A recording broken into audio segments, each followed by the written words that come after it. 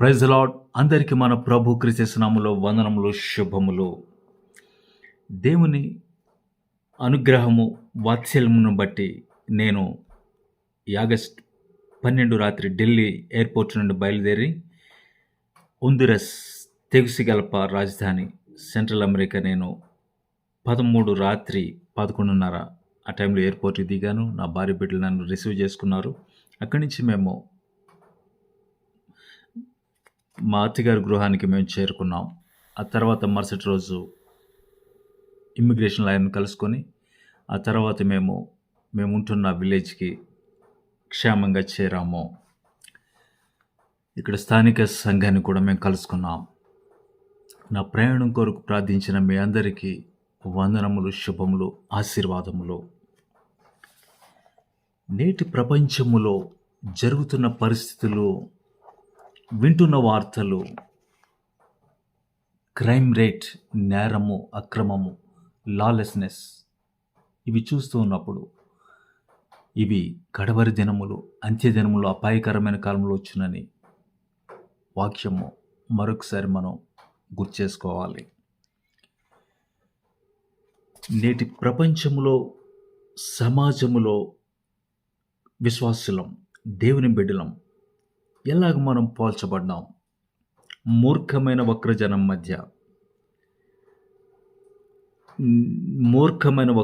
మధ్య అనగా crooked perverse generation.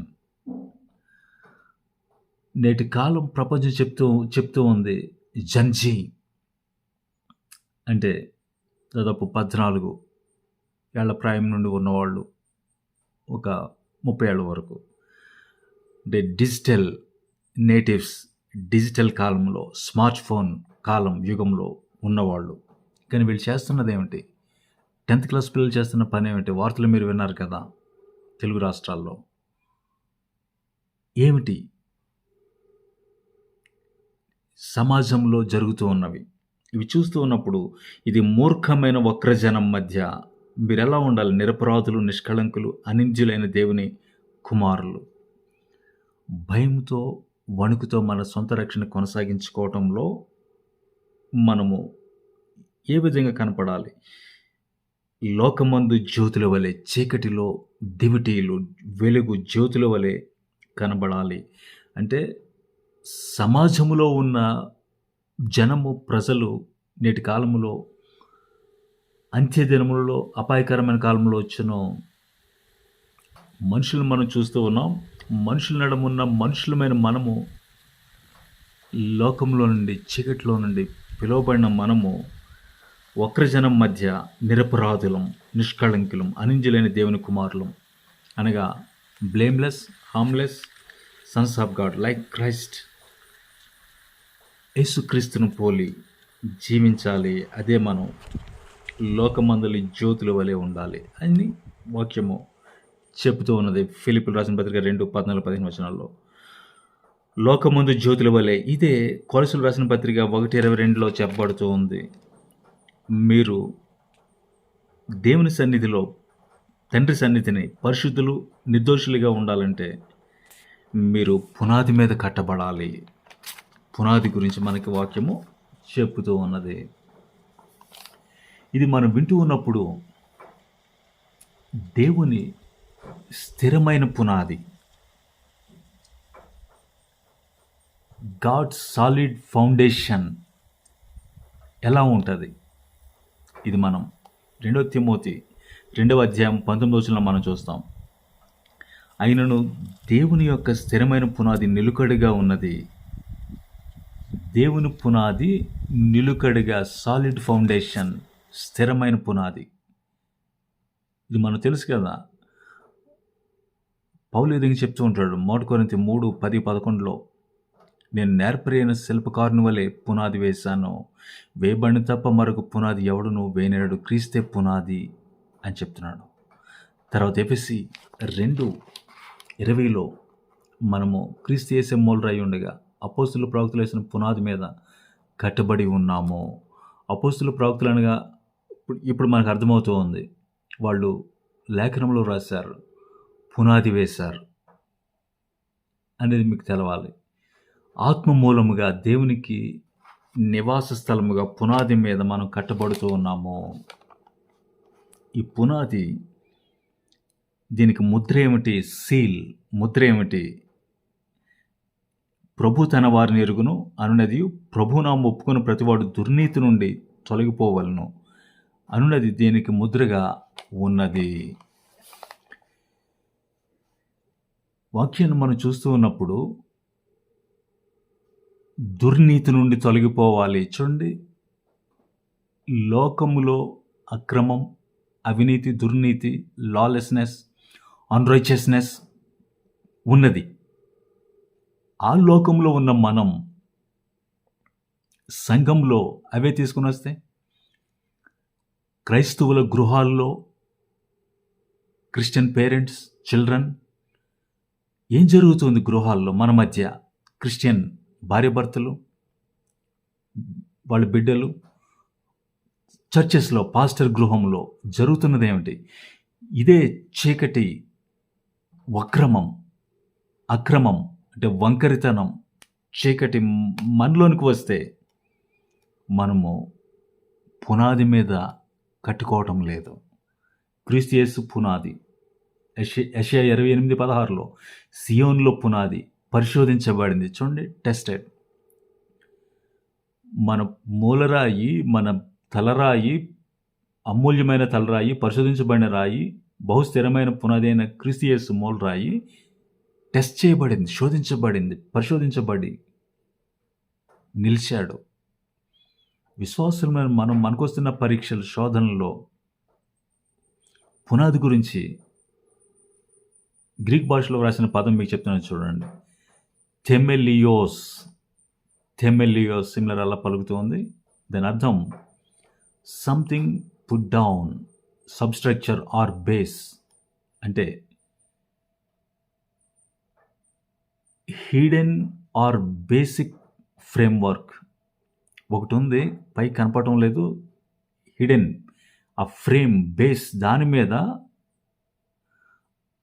ఒక లార్జర్ సిస్టమ్ కట్టబడింది, లైక్ గ్రూప్. పునాది గురించి మనం మాట్లాడుతూ ఉన్నప్పుడు సహజంగా మనం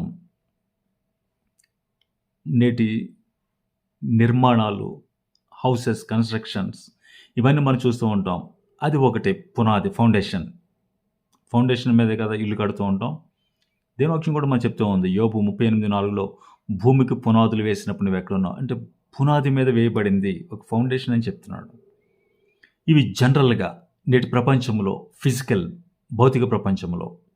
మరైతే అబ్రహామును మనం చూస్తే హెబ్రీ 11:10లో దేవుడు దేనికి శిల్పి నిర్మాణకుడై ఉన్నాడు? పునాదులు గల పట్టణం.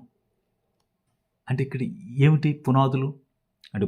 ప్రస్తుతం నేటి ప్రపంచంలో మనం ఉంటున్న నివాసాలకి పునాదులు ఉన్నాయి కదా. పునాది అనే అర్థము థెమెలియోస్, ఒక అర్థం ఏమిటంటే మన మోరల్ వాల్యూస్, ఇంటిగ్రిటీ, మనం తీసుకున్న స్టాండ్. దీన్ని మరొక విధంగా చెప్తున్నాను చూడండి. హెవెన్లీ ఫౌండేషన్, పునాదులు గల పట్టణం, దేవుడు, పరలోకం, దేవదూతలు, అద్భుత నిర్మాణం, పరమండలం. అయినను గాడ్స్ వర్డ్ హోలీనెస్, దేవుని మాట, వాక్కు, పరిశుద్ధత, ఫీర్ ఆఫ్ గాడ్, అదే పరలోకానికి. ఈరోజు 4 పెద్దలు మొదలుకొని సెరాఫులు, కెరూబులు, 4 జీవులు, మహాదూతలు అందరికీ ఆత్మ ప్రపంచంలో పునాది, ఫౌండేషన్ అక్కడ ఉన్నాయి. మ్యాన్షన్స్, పురములు సిద్ధపరచబడుతూ ఉన్నాయి. అంతటికి పునాది దేవుని మాట, దేవుని వాక్యము, భయము, పరిశుద్ధత, హోలీనెస్. ఇప్పుడు పునాది గురించి మనం మాట్లాడుతూ ఉన్నప్పుడు ఒక కుటుంబం, ఒక కంపెనీ, సంఘము, కొన్ని నియమాలు, ప్రిన్సిపల్స్, వాల్యూస్, మోరల్ థింగ్స్, నీతి నియమాలు, న్యాయము కొన్ని పెట్టుకొని మేము ఈ విధంగా ఉంటాము. కొన్ని ప్రిన్సిపల్స్, నియమ నిబంధనలు ఉంటవి కదా. ఇప్పుడు దేవుని వాక్యంలో చర్చ్, సంఘము పునాది వేయబడింది మనకి. ఆ పునాది మీద కట్టుకుంటున్నవాడు దుర్నీతి నుండి తొలగిపోవాలి. అన్రైచియస్నెస్ నుండి, అపవిత్రత నుండి, అక్రమం నుండి తొలగిపోవాలి. ఆ విధంగా తొలగిపోయి యేసుక్రీస్తు వలె పునాది మీద కట్టుకుంటున్నవాడు, అది దేవుని నివాస స్థలం, ఆత్మూలంగా నిర్మాణము జరుగుతూ ఉన్నది. దీనికి వాక్యం చెప్తూ ఉన్నది. రోమీయులకు రాసిన పత్రిక 7వ అధ్యాయము 5-6 వచనాల్లో, మనం ఒకప్పుడు వక్రజనంలో మనము భాగమై ఉన్నాం. అవిధేయులను ప్రేరేపిస్తున్న అపవాది సాతానికి మనం కూడా లోబడి అవిధేయ కుమారులం, ఉగ్రత కుమారులంగా మనం ఉన్నాం. ఎఫ్సి 2, 3, 4 వచనాలు. అయితే మనం యేసుక్రీస్తులోనికి వచ్చిన మనం, రోమీయులకు రాసిన పత్రిక 7, 5, 6 వచనాల్లో, మనము ధర్మశాస్త్రము నుండి వేరై క్రీస్తు అని ఒకనికి మనం చేరుకున్నాం, దేవుని కొరకు ఫలములు ఫలించటానికి. చర్చ్, సంఘము, మందిరానికి వెళుతూ ఉన్నాం. అయితే పునాది మీద మనం కట్టుకుంటూ ఉన్నాం. పునాది మీద నిర్మించబడుతున్న మనం ఈ లోకస్తుల వలె, చీకటి మనుషుల వలె నేటి తరం ప్రపంచం ఎలా వెళుతూ ఉంది? క్రైస్తవ కుటుంబాల్లో దేవుని భయము పిల్లల మధ్య లేకుండా, నేటి ప్రపంచంలో డిజిటల్, నేటి ప్రపంచంలో జరుగుతూ ఉన్నవి జన్జీ, అంటే అందరు పిల్లలు ఎలాగే నేటి కాలంలో ఇక మనం ఇంతే, మా పిల్లలు అంతే అనుకుంటే, నేటి తరానికి దేవుని వాక్యం చెప్తూ ఉంది, మీరు మూర్ఖమైన వక్రజనం. మన ప్రభువైన యేసుక్రీస్తు చెప్తూ ఉంటాడు, మీరు దుష్టులైన వ్యభిచార తరం, అంటే వికెడ్ అండ్ అడాల్టరస్ జనరేషన్. ఇది డిజిటల్ జనరేషన్ కాదు, వికెడ్, అడాల్టరస్ అంటే శిరస్సుని హత్తుకోకుండా, భౌతికంగా భూమి మీద తల్లిదండ్రుల భయం ఏమాత్రం లేకుండా, పరలోక తండ్రి ఆలోచన భయం లేకుండా ఎదుగుతూ ఉన్న పిల్లలు నేటి సమాజంలో, వీటిలో మనం వాటి నుంచి వేరై క్రీస్తు అనే నూతన పురుషుని మనం చేరుకున్నాం, దేవుని కొరకు ఫలములు ఫలించటానికి. ఇది నవీన స్థితి, న్యూనెస్ ఆఫ్ ద స్పిరిట్. ఓల్డ్నెస్, ప్రాచీన స్థితి, చీకటి నుంచి మనం వేరు చేయబడి, ఈ విధంగా పిలువబడిన నీవు బిలీవర్, డిసైపుల్గా ఎదగాలి. యేసుక్రీస్తు వెనుక సువార్త నమ్మి విశ్వసించటం క్రిస్టియన్ చిల్డ్రన్. ఎదగటం, పాలు నుంచి, మిల్క్ నుంచి మీట్, బలమైన ఆహారం తీసుకుంటూ ఎదగటం దేవుని కుమారుల వలె, పునాది మీద కట్టబడుతున్న వాళ్ళు, అనింద్యులు, దేవుని కుమారుల వలె.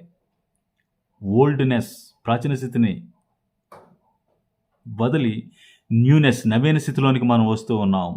ఇలా వస్తూ ఉన్నప్పుడు మనలో మన ఫలము, ఫ్రూట్ ఏ విధంగా ఉంటుంది? దేవుడు తన వారిని ఎరుగునని చెప్తున్నాడు కదా. అయితే మరొకటి చెప్తున్నాడు, నేటి ప్రార్థనకి వెళుతూ ఉన్న వాళ్ళ గురించి, సేవకుల గురించి. తీర్పు రోజున మరొక వర్గం దీన్ని ఎదుర్కొంటారు. మత్తయి సువార్త 7:23లో, నేను మిమ్మల్ని ఎన్నడను ఎరుగను అని చెప్తున్నాడు. వాళ్ళు గొప్ప సెలబ్రిటీ సేవకులే, ఎల్డర్స్, కానుకలు బాగా ఇచ్చిన వాళ్ళే, ఆన్లైన్లో అన్ని మీటింగ్స్ వింటున్న వాళ్ళే. కానీ ఎందుకు వాళ్ళని ఎరుగను అని చెప్తున్నాడు అంటే, అక్రమం చేయవారులారా అని చెప్తున్నాడు. అక్రమం, లాలెస్నెస్ అనేది ఒకటి ఉంది. పునాది మీద మంచి సంఘము అని మీరు అనుకుంటున్నారు. అయితే అక్కడ జరుగుతున్నది ఏమిటి? దుర్నీతి నుండి తొలగిపోయాడే సేవకుడు? తొలగిపోయి ఉన్నాడా?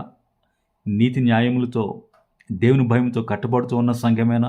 యేసుక్రీస్తుని మాత్రం మహింపరుస్తూ ఉన్నదేనా? పునాది ఎవరు? క్రీస్తు యేసే. అంటే క్రీస్తు ఎవరు? వాక్యము, scripture and word, logos and Reema, దేవుని వాక్యము, దేవునిలో కట్టుబడుతున్నదేనా? వాక్యము శరీరధారి అయ్యను. మన దేహములు వాక్యమును ధరించుకోవాలి, ఆత్మానుసారంగా నడవాలి. దీని గురించి అని చెప్తున్నాడు, I never knew you, depart from మీ. దేని గురించి? లాలెస్నెస్, అక్రమం. దుర్నీతి నుంచి తొలగిపోలేదు, వాటితోటే మందిరానికి వెళుతున్నాం. బహుశా పాస్టర్ సంతోషిస్తాడు మిమ్మల్ని చూసి. కానీ నీవు బండి మీద కట్టబడుతున్నావా? లేక నీ ఫలములు ఎలా ఉంటున్నవి? చూడండి, దేని వాక్యం చెప్తుంది మత్తయి 7:16లో, ముండ్ల పొదల్లో ద్రాక్ష పండ్లు ఎవరైనా వెతుకుతారా? థాన్స్లో గ్రేప్స్ ఉంటావా? పల్లేరు చెట్లన, థిస్టిల్స్లో ఫిగ్స్, అంజూరపు చెట్లు ఉంటాయా? అంటే గొర్రెల్లో తోడేళ్ళు ఉంటాయా? ఉండవు. కానీ గొర్రె చర్మంతో తోడేళ్ళు మిక్స్ అవుతాయి. ఇది బయటపడుతుంది, తీర్పు దినం వస్తూ ఉన్నది. ఇది మనం చూస్తూ ఉన్నప్పుడు ప్రియమైన దేవుని బిడ్డలారా, ఈ విషయాన్ని మీరు ఆలోచించండి. మూలోపదేశము పునాది, ఫౌండేషన్. తర్వాత దేవుని గృహం మనం కట్టబడుతూ ఉండాలి, నిర్మాణం జరుగుతూ ఉంది. దేవుని రాజ్యములో పునాది మీద మనం కట్టబడితే, కొలసీలు రాసిన పత్రిక 1:23, హెబ్రీ 6:1లో మనం పునాది మీద స్థిరముగా ఉండాలి. పునాది మీద కట్టబడుతున్నాం దేనికోసం? నిరీక్షణ కోసం. మన ప్రభువైన యేసుక్రీస్తు మన కొరకు వస్తున్నాడు. మన పౌరసత్వం పరలోకం. విశ్వాసమందు నిలిచి ఉండాలి. దానికి మరొకటి ప్యారలల్గా మీరు పరిశుద్ధులుగా, నిర్దోషులుగా, నిరపరాధులుగా ఉండాలి. చూడండి, దేవుని స్థిరమైన పునాది, సాలిడ్ ఫౌండేషన్, దానికి సీల్, ముద్ర గురించి మాట్లాడుతూ అంతకుముందు చెప్తున్నాడు. కాంటెక్స్ట్ అక్కడ సందర్భం 2 తిమోతి 2:19 దానికి చెప్తున్నాడు ఒక విషయాన్ని. విశ్వాసము నుండి, ఉపదేశము నుండి పడద్రోయబడ్డారు, కొంతమంది తొలగిపోయారు. మీరు నిలవాలి అందులోనూ, ఉపదేశంలోనూ, విశ్వాసంలోనూ. ఎందుకు? కీర్తన 11:3లో, పునాదులు పాడైపోగా నీతిమంతులు ఏమి చేయగలరు? Foundations destroyed. ఇఫ్ ఫౌండేషన్స్, ఏం చేయగలరు నీతిమంతులు? చూడండి, అక్కడ నీతిమంతుల గురించి మాట్లాడుతూ క్రింద యెహోవా నీతిమంతుడై ఉన్నాడని 11 కీర్తన చివరిలో చెప్తూ ఉంటాడు. అంటే మన దేవుడు పిలుచుకున్న జీవము గల దేవుని సంఘము, సత్యమునకు స్తంభము, ఆధారమునై ఉన్నది. Pillar of truth and foundation. సత్యము, విశ్వాసము, ఉపదేశము కరెక్ట్ చేసుకోవాలి. అపవాదికి, శత్రువుకి చోటియ్యకుడి. స్నేక్, చోటియ్యకుడి. ఇది మనం వింటూ ఉన్నప్పుడు మన ఫలము, దేవుని వాక్యం చెప్తూ ఉంది 1 కొరింథీ 3:10 ప్రతివాడు దాని మీద, పునాది మీద ఎలా కట్టుచున్నాడో చూసుకోండి. Take heed. ఎందుకంటే ఆ దినం అగ్ని తేటపరచును, ఆ పని ఎట్టిదో. జీతం పుచ్చుకుంటావా లేక నష్టం కలుగుద్దా? ఆలోచించండి. ప్రతివాడు దాని మీద ఎలా కట్టుచున్నాడో జాగ్రత్తగా చూసుకోవాలి. పునాది మీద కట్టిన పని నిలిస్తేనే జీతం తీసుకుంటావు, లేదంటే కాల్చివేయబడతావు. చూడండి, మందిరానికి వెళుతున్నాం, పునాదుల మీద, అంటే పునాది మీద కట్టబడుతున్నాం క్రీస్తు యేసు మీద. కానీ వేరొక పునాది, వేరొక గాస్పల్, ఎనదర్ స్పిరిట్, మరొకటి పునాదిలో లేనిదని మనకు ఎలాగ అర్థమవుద్ది? యేసుక్రీస్తుని విడిచిపెట్టడం, యేసుక్రీస్తుని మహింపరచకుండా, యేసుక్రీస్తు విషయమై అభ్యంతరపడటం, యేసుక్రీస్తుని తక్కువ చేయడం, ఉన్న మందిరంలో, బోధలు, ఉపదేశంలో సిలువను గురించి ప్రస్తావన లేకుండా, సిలువను ఎత్తుకుని నడవటం, సిలువను అతిశయించకుండా పోవడం, ఇవి చూస్తూ ఉన్నప్పుడు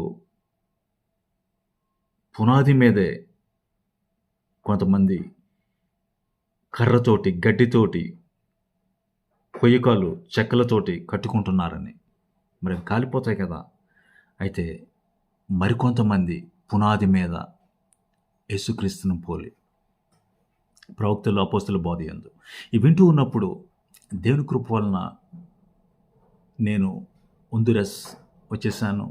ఇక్కడ పరిచర్య ప్రారంభించాం, ఆదివారం ఆరాధన ప్రకటించాం, వచ్చే వారం జరుగుతుందని. తెలుగు సంఘాలను చూడండి, లోకంలో జరుగుతున్న పరిస్థితులు, యుద్ధములు, ఇవి గమనించండి. యెరూషలేమును చూడండి. ఫౌండేషన్, పునాది, నా మాట విని వాడు చొప్పున చేయవాడు బండ మీద తన ఇల్లు కట్టుకొంచున్న బుద్ధిమంతుని పోలి ఉండేను. ఇది గమనిస్తూ ఉన్నప్పుడు నీ విశ్వాసమైతే మందిరానికి వెళుతూ ఉంటావు. మందిరానికి వెళుతున్న నీవు సేవకుడు, నీ వెళుతున్న మందిరం పునాది మీద కట్టుకుంటున్నారు మీరు. ఇది మీకు తెలిసినా తెలియకపోయినా ఆ పునాది మీద ఏ వస్తువులతో నువ్వు కట్టుకుంటున్నావు? అవి తీర్పు దినాన అగ్ని బయలుపరిచినప్పుడు, పరీక్షించినప్పుడు నిలబడతాయా అవి? లేక నీవు నష్టపోయి ఊరికి అగ్నిలోంచి తప్పించుకున్నట్టు బయటపడతావా? అంటే స్థలములు సిద్ధపరుస్తున్న ప్రభు చెప్తున్నాడు, మరలా వచ్చి మిమ్మల్ని తీసుకుని వెళ్తానని. అక్కడ నీకు ఏమీ లేకుండా వట్టి చేతులతో అగ్నిలోంచి లాగినట్టు బయటకు వస్తావా? అంటే ఇంతకాలము రక్షణ పొందినంతకాలం నాటి నుండి ఈనాటి వరకు ఇన్ని సంవత్సరములు బైబిల్ నీ దగ్గర ఉంది, నువ్వు మందిరానికి వెళుతున్నావు అంటే జీతం లేకుండా నష్టపోవడానిక నువ్వు చేస్తున్న భక్తి? దేవుని సంఘమా, దేవుని బిడ్డలారా, హెచ్చరింపబడండి. నేటి కాలంలో జరుగుతున్న లోకములో వక్ర జనం మధ్య వింటూ ఉన్నవి రేపటి దినం భవిష్యత్తు చూస్తే ఫ్యూచర్లో ఇంకా ఘోరమని, భయంకరమని వింటాం. ఇది ఆశ్చర్యం, విచిత్రం కాదు. కారణం అంత్య దినములు, కడవరి దినాల్లో మనుషులు ఈ విధంగా ఉంటారు. ఆ సమాజంలో నీవు యేసుక్రీస్తు కొరకు పునాది మీద కట్టబడుతూ నీ సిలువనెత్తుకుని నడవాలి. ప్రభువైన యేసుక్రీస్తు జీవము గల దేవుడు, అదోనై, మాస్టర్, సావరిన్ మాస్టర్. యేసుక్రీస్తును మహింపరుస్తూ నీ పరుగును, విశ్వాసమును కాపాడుకుంటూ తుదిముట్టించు. తల్ల వంచండి. ప్రార్థన. కనికరం గల పరలోకపు తండ్రి, జీవము గల దేవ, మరొకసారి మా పిలుపు ఏర్పాటు పునాది మీద కట్టుకుంటున్నాం. వింటున్న నీ బిడ్డలు మరొకసారి వాళ్ళ విశ్వాస జీవితాన్ని, వెళుతున్న మందిరం, ఇవన్నీ చూసుకుంటూ పునాది మీద కట్టుకోవటానికి వక్రజనం మధ్య చిన్నని సత్యమనే స్తంభం వలె పరిశుద్ధులుగా, అనింద్యులుగా ఉండడానికి దయ చూపించండి. నీ బిడ్డలు ఎవరైతే వింటున్నారో వారి దీపాలు ఆరిపోకుండా వారి కుటుంబాల్లో వారి బిడ్డలు వారందరినీ రక్షణ విశ్వాసములో స్థిరపరచండి. నేటి సమాజంలో నీ బిడ్డలను శోధనల్లో, పరీక్షల్లో ప్రభువైన యేసుక్రీస్తు నీ పరిశోధించబడిన పునాదివి, మూలరాయివి. నీ బిడ్డలను కూడా ఆ విధంగా పరీక్షల్లో నిలిచి జయ జీవితంతో ముందుకు వెళ్ళడానికి దైన కృపను ప్రసాదించమని యేసుక్రీస్తు పరిశుద్ధ పునరుద్ధానంలో ప్రార్థించి వేడుకొంచున్నాం తండ్రి. ఆమేన్. అదోనాయ్ సావరిన్ మాస్టర్, అందరికీ ప్రభువు, ఏలినవాడు, యజమానుడు, క్రీస్తు యేసే